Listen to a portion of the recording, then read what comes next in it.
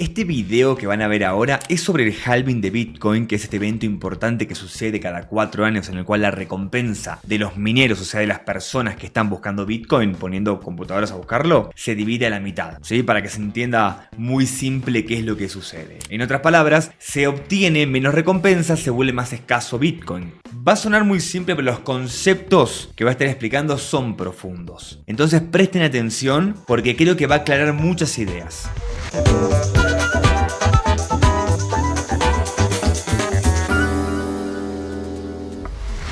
¿Qué tal, chicos? Soy Kamanus y antes de empezar quiero resumirlo en un tweet que envié, y es porque empiezo a ver un montón de gente que con mucha soberbia aparte, mucha soberbia, trata de tonta a la gente que aplaude el halving de Bitcoin porque lo considera un catalizador alcista. Realmente con la soberbia que se expresan hasta me choca, por eso mandé el tweet como, para un poco que no solamente estás siendo innecesariamente soberbio, sino que estás siendo brutalmente equivocado en tu análisis, por lo menos a mi criterio. Pero ¿sabes qué? Está bien, si vos pensás que no afecta el halving, no está mal que pienses que no afecta. Y no está mal que lo comuniques, pero si lo haces con semejante soberbia, bueno, entonces te respondo. No hablo de una persona puntual, He visto un montón de analistas hablando con este grado de soberbia. Entonces dije, pará, vamos a aclarar las cosas. Para empezar, el primero que habló, en español por lo menos, de que por ahí no es solamente el halving, sino que el ciclo de liquidez el que afecta al precio, fui yo, y lo tengo en un video de YouTube hace más de un año, donde hablo de que el halving de Bitcoin podría no ser el catalizador alcista. Que al final del video concluyo que sí lo es, pero también es la liquidez. Entonces, fíjense esto. En el par BTC-USDT hay dos secciones. Bueno, empiezo con la intro que hablo de los modelos financieros de commodities. Bitcoin hoy es un commodity, no importa eso. Vamos a los hechos, ¿no? En el par BTC y USDT hay dos secciones. Una es BTC y la otra es el par que le crea un precio relativo, que es USDT. Porque claro, todos los precios son relativos. Cuando ustedes dicen esto cuesta $100, claro, cuesta 100 unidades de dólar. El precio relativo te lo da el dólar. Si lo pusiera en peso, costaría entonces 10.000 pesos, ¿entienden? Está cambiando la relación, porque el par contra el cual lo comparo es otro. Puede ser el Bitcoin contra el dólar, el Bitcoin contra el euro, el Bitcoin contra el peso, el Bitcoin contra el barril de petróleo, el Bitcoin contra el Ethereum, contra otra cosa. Siempre, cuando ustedes dan un precio, es contra otra cosa. Entonces, lo que va a ver si algo sube o baja son ambas cosas. Los que afirman que solamente es la liquidez lo que lo mueve, están hablando del par que contrasta, en otras palabras, del USDT, del dólar o de la liquidez mundial. Podría haber un índice que te lo da contra liquidez mundial también, pero no importa. Entonces expreso contra el par principal, el que más se utiliza, que es dólar en cripto USDT. El ciclo de liquidez maneja USDT. El halving maneja el flow, ahora explico lo que es, de BTC, de Bitcoin. Ergo, el refill de las mesas OTC. Vamos a explicar todo esto a ver en qué consiste. La gente que afirma que es la liquidez la que mueve el precio de Bitcoin tiene razón, ¿sí? No digo que no la tiene razón. Es verdad, solamente que no es lo único. Entonces, tratar de tonto a una persona porque también habla del halving de Bitcoin, realmente es estar en el error, porque son las dos cosas. Sí, es cierto los que afirman que es liquidez. Cuando hay más liquidez, se los traduzco para no hablar en términos raros, hay más plata, más dinero. Aumentó la liquidez en el mundo, aumentó el dinero en el mundo. Hay más dinero circulando, ¿sí? La gente recibe más dinero, las empresas reciben más dinero, todo el mundo recibe más dinero. Cuando vos recibís más dinero, gastás más. Cuando gastás más, las cosas que vos estás comprando empiezan a escasear. Como escasean, su precio sube y genera inflación cuando se sostiene en el tiempo. Esto es como súper resumido, pero para que se entienda por qué es que el exceso de liquidez aumenta los precios. Por el simple hecho de que hay más. Si hay más de algo, ese algo pierde su fuerza contra algo de lo cual hay menos. Tan simple como eso, si hay un par. Entonces, fíjense que el par, acá lo puse BTC/USDT. Imagínense que si USDT sube en su cantidad y Bitcoin se mantiene constante, esta división va a hacer que el resultado sea más chico. Pensándolo de cierta manera. ¿A dónde quiero llegar con todo esto? A que entonces veamos qué pasa con la liquidez del mundo. Bueno, las tasas de interés se mantienen constantes. En el momento que empiecen a bajar, la liquidez va a aumentar. Está proyectado que este año comiencen a bajar. Esta es la cantidad de activos que tiene el Banco Central de Estados Unidos o Reserva Federal. Sigue bajando, sigue mermando. ¿Qué quiere decir esto? Es lo mismo, remover o agregar liquidez. Entonces, si por ejemplo yo tengo este celular y lo vendo, ¿qué hago? Me hago con liquidez. Yo recibí dólares por haber vendido mi teléfono. Entonces yo puse en el mercado un celular y saqué del mercado dólares. Cuando a gran escala eso lo hace un banco central con activos financieros como bonos, por ejemplo, ¿qué sucede? Agarra agarra y tira bonos al mercado, tira activos financieros al mercado y retira dólares. A gran escala, con mucho volumen de dinero, esos dólares son significativos. Saca liquidez del mercado y en su contrapartida mete liquidez de bonos al mercado. Entonces ahora está pasando eso, se sigue achicando, estamos viendo, se siguen achicando y todavía las tasas de interés no están bajando. Manu, pero entonces la liquidez es negativa. La liquidez entonces no está aumentando, está disminuyendo. Bueno, en Estados Unidos parcialmente sí, podríamos en realidad decir que se mantiene. Hay otras formas de liberar liquidez, pero podríamos decir que se mantiene. Ya el ajuste no es tan duro como antes, pero en líneas generales, si vemos lo que está pasando con la liquidez mundial, porque Bitcoin es mundial, está en aumento. Fíjense lo verde de acá. Lo verde te señala que la liquidez está en aumento. Si vamos a ver los bull markets, tienen periodos verdes muy largos y hasta por momentos muy pronunciados. En los bear markets son rojos. Bueno, estamos entrando en el comienzo de un bull market con una cantidad de liquidez que empezó a aumentar. Claro, no a los niveles del bull market anterior, como estamos viendo, pero empezó a aumentar. Si comparamos, de hecho, fíjense, bull market anterior contra bull market actual. Chicos, la liquidez empezó a aumentar de a poquito. Sin embargo, a pesar de que la liquidez aumentó poquito, el precio ha subido brutalmente. ¿Qué pasó? Bueno, eso es porque la liquidez es un catalizador, pero no es el único catalizador. Es uno, porque el par es BTC contra USDT. Por supuesto que cuando empiecen a bajar las tasas de interés, empiece a comprar en lugar de vender activos el Banco Central, vamos a ver que esta curva verde aumenta más agresivamente. Va a haber más liquidez y el precio de Bitcoin va a subir. En eso no puedo discutirle a la gente que habla de que la liquidez marca al precio de Bitcoin, porque sí lo hace. Pero no es lo único. Y ahí vamos a ver a la parte de Bitcoin. Para ver a la parte de Bitcoin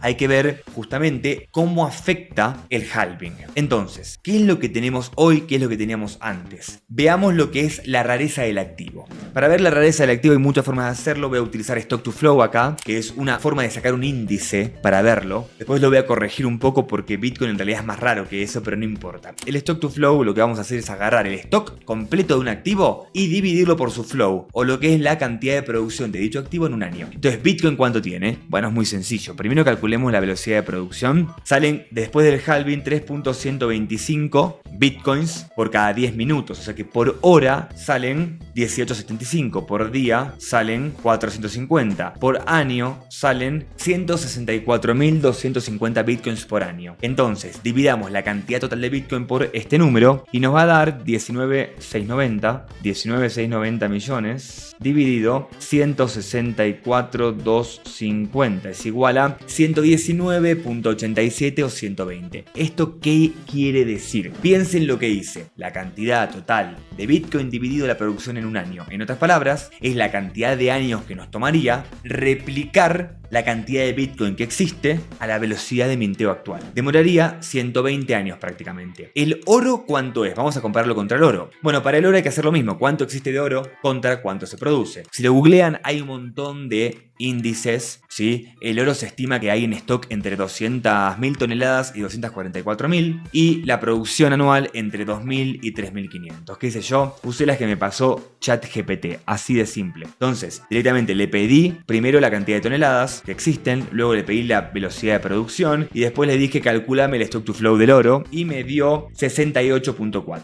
Entonces, 120 años tarda en replicarse la cantidad de Bitcoin o 64.4 la cantidad de oro. En otras palabras, es más raro el Bitcoin que el oro. ¿Sí? Se produce contra la cantidad que existe menos cantidad de Bitcoin de lo que se produce de oro.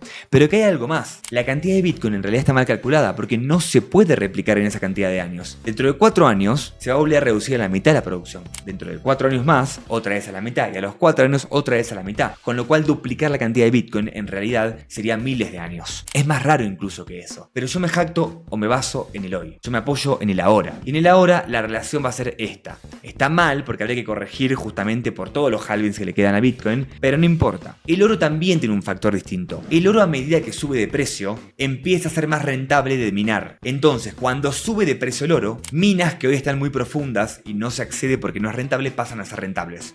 Entonces la cantidad de oro en el mundo aumenta y la velocidad de producción también. Si el oro mañana llega a $4.000, van a aparecer un montón de minas de oro que hoy no son rentables y que pasan a serlo, con lo cual pueden ser explotadas. Entonces hay que entender que aparte, así como disminuye disminuye la producción del Bitcoin, es factible aumentar la producción anual de oro, porque el oro en el mundo es mucho. Es escaso porque es caro de obtener, pero a medida que el precio del oro aumenta, la velocidad de producción también. Entonces es muy importante comprender esto. ¿A qué quiero llegar con todo el tema de la velocidad de producción y todo eso? Es que la producción que viene de las mineras es el refill o el relleno que reciben las mesas OTC y los exchanges. Los exchanges están en escasez y se van dando cuenta cada vez queda menos y menos y menos. Y las mesas OTC también. OTC es over the counter. Las grandes compras de Bitcoin no se hacen en Binance comprando rápido a mercado y ver la barra roja de la muerte. No. Hay proveedores, ¿sí? Proveedores de Bitcoin que vos le comprás todo junto. Les dame 500 Bitcoins. Se fija un precio medio, le mandás el dinero y te pasan el Bitcoin. O sea, haciéndolo simple, ¿no? Entonces son las dos formas de meterle liquidez al mercado. Mesas OTC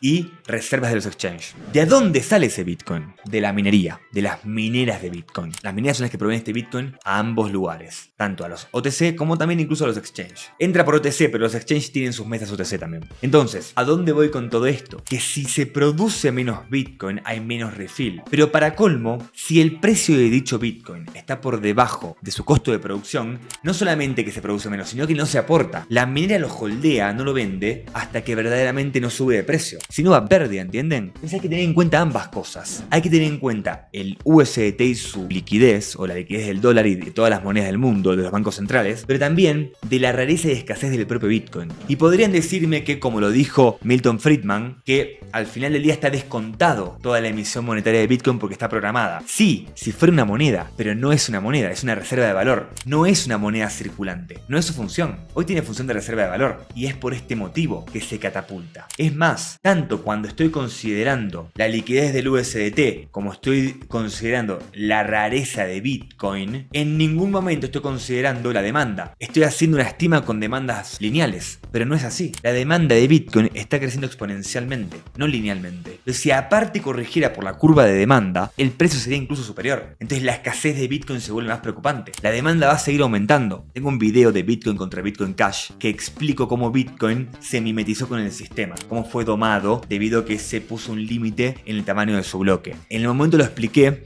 cómo era que BlackRock había ingresado después de que eso sucedió. Ahora, voy un paso más allá. ¿Cuál es el primer enemigo letal que tiene Bitcoin? En teoría, si fuera una moneda que atentara contra la banca central, que no atenta, el FMI. El FMI dice que Bitcoin se convirtió en un activo, una herramienta necesaria para prevenir lo que son las inestabilidades financieras. Fíjense acá, esto es real, lo dijo el FMI. El FMI, Fondo Monetario Internacional, es el anti-Bitcoin más grande de todo el mundo. Más que Estados Unidos. El gran anti-Bitcoin es el FMI. Sin embargo, empezó gradualmente a hablar favorablemente. Es raro, ¿no? ¿Por qué será? Bueno, esto es lo que termina generando demanda. Esto que estás viendo acá son los primeros pasos a que los gobiernos o los países empiecen a comprar Bitcoin.